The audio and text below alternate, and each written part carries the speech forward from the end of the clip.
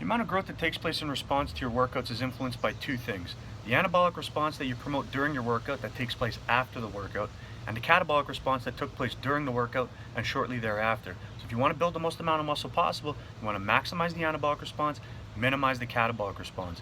Now, a workout in itself is catabolic by default, but this isn't a bad thing. Catabolic just means breaking down stored energy for fuel.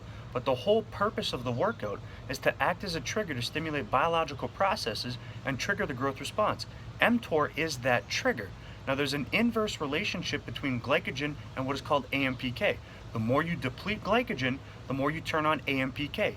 AMPK inhibits mTOR. The more you turn on AMPK, the more you shut off the trigger that you went to the gym to stimulate in the first place. So if you fuck this up, you gotta wait till the next time you do this workout again to try to get it right. Now, what depletes glycogen the most?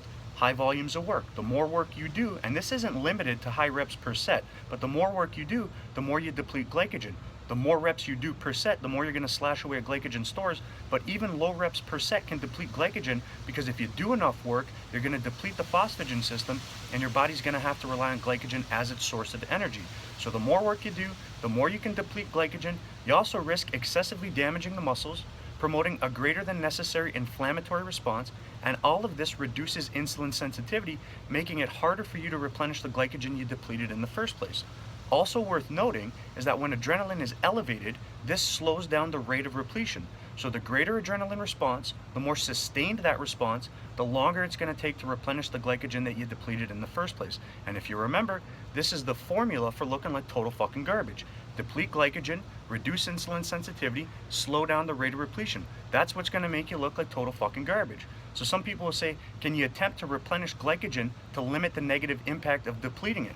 Yes, you can, but this doesn't change the fact that you depleted it, turned on AMPK, and shut down mTOR.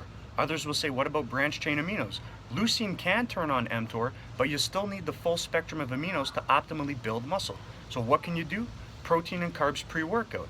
What this will do for you is it makes glucose readily available, your likeliness of depleting glycogen is less, and less needs to be replenished. Number two, insulin and leucine can both turn on mTOR to promote a maximal anabolic response. Number three, more than 90% of blood flow is redirected to the muscles when training.